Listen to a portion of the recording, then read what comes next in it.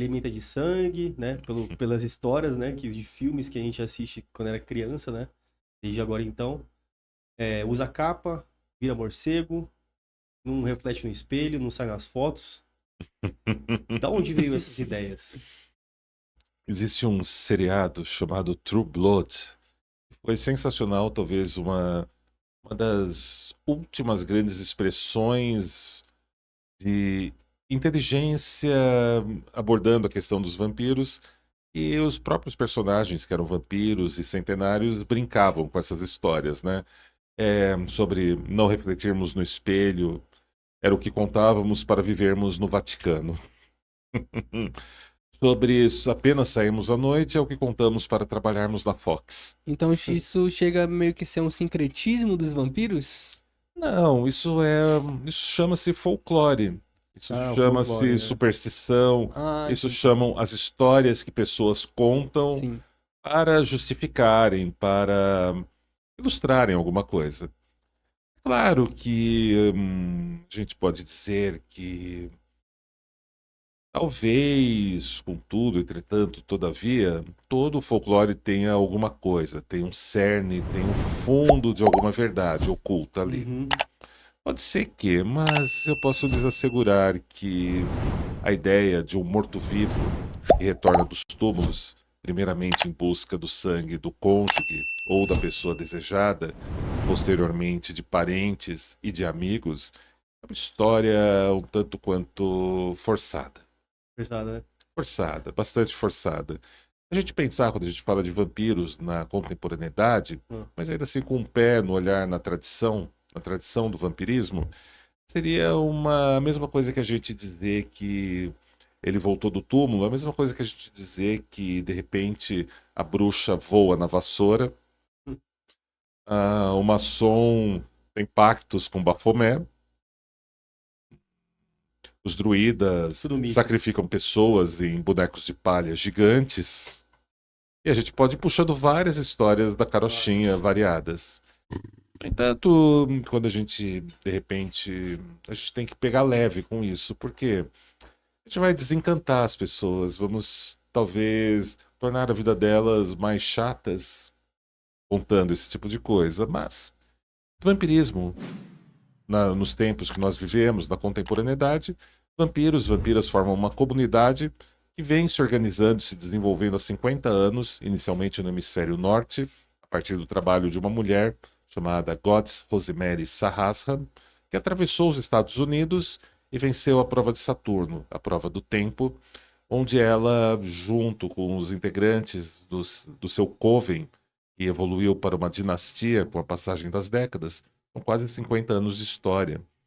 Eles desenvolveram, codificaram como é esse vampirismo nos tempos de hoje. Toda a base, tudo que a gente tem e que reverbera nos nossos tempos, vem indiretamente dela e de outros que viviam ali mais ou menos por volta dos anos 70. Nos anos 80, um outro grupo nos Estados Unidos chamado Temple of Set organizou uma chamada Order of Vampire, fundada pela esposa do criador desse templo, que era a Lilith Aquino, né? Esposa do Michael Aquino, um grande ocultista e ex-militar do setor da inteligência norte-americana. Ela funda um outro grupo que também vai reverberar, vai inspirar, vai trazer muitas expressões, muitos conteúdos interessantes. E desde então, aqui no Ocidente, a gente tem essas duas principais polaridades. A dinastia Sahasra, de um lado, com o seu vampirismo que puxa para um traço mais estático, pagão, e o Order of Vampire, que puxa para um vampirismo com algumas pegadas New Agers e algumas pegadas do hermetismo. Para a gente resumir, Sim. ambos são muito mais complexos do que isso. Mas para a gente resumir, para a gente apresentar para a galera que está chegando agora, Sim. que está descobrindo tudo isso, esse é o ponto de início, né? Anos 70, comecinho dos anos 80 na sequência. Na década de 90 você vai ter uma febre vampírica, onde tudo vai se misturar e vai se confundir um pouco. Através dos filmes, né? Também. Eu assisti o Drácula. Qual É da deles? hora aquele filme, o último que tá no cinema. Que da hora o filme. Qual? Ele é amaldiçoado por um demônio que fica numa caverna. Numa Isso, é, montanha. uma montanha, isso. Caverna Esse da é o Montanha. Drácula Untold. Maravilhoso. Vlad, não é? O nome do filme é Drácula Untold. Ele tem um ponto que eu acho interessante, que ele mistura a história do suposto Drácula histórico, que é o Vlad Tepes, ou Vlad Tepes, Ah, da Casa Bessarab, dinastia Draculeste, com o personagem criado pelo Bram Stoker 400 anos depois. Eles inventam uma história de origem que eu acho muito legal. ficou legal, né, a história. Eu Muito- gostei Bem demais. da hora a história. E o Tinha Dave- só duas coisas que eu modificaria nesse filme para ele ficar O perfeito. quê? A primeira delas, ok, a escalada da montanha é poderosa, é interessante, é cheia de significados, mas eu colocaria um abismo. Eu colocaria um abismo. A montanha me remete ao purgatório da Divina Comédia de Dante Alighieri, uma expiação, uma purga. É um abismo, era uma descida às profundezas, ao cerne, ao âmago. Eu acho que ficaria muito mais poderosa aquela cena. E a outra, bem, a outra é uma questão muito pessoal. Mas eu adorei o filme, eu adorei o personagem. Porém, faltou a ele ser um pouco mais monstro. Um pouco faltou-lhe ambiguidade. Mas, Lorde, teve um CGI legal, ele vira um monstrinho, ele faz umas coisas mais malvadas perto do Sim, final. sim. Ele faz. Sim, É que ele fica amaldiçoado, né? Ele não consegue se controlar. Faz a maldição, né? exato. Mas Drácula, se a gente puxar a história do Bram Stoker, ele é ambíguo, ele é amoral. É aquela história, ele pode matar os inimigos que estão invadindo a terra dele, enfrentar aquele exército, isso é uma coisa heróica. Mas, ao mesmo tempo, ele cometeria pequenos atos de crueldade com aqueles que ele estava defendendo. Então, eu senti que faltou essa ambiguidade. Mas eles queriam fazer um anti-herói ali, teve a sua. Tem a sua beleza. Eu acho que é um tremendo filme de vampiro, principalmente considerando quando ele foi lançado e sendo um filme lançado de grande orçamento numa época posterior a uma outra franquia da década passada. Não tenho muitos planos de falar muito sobre ela aqui. Mas foi muito bom o filme.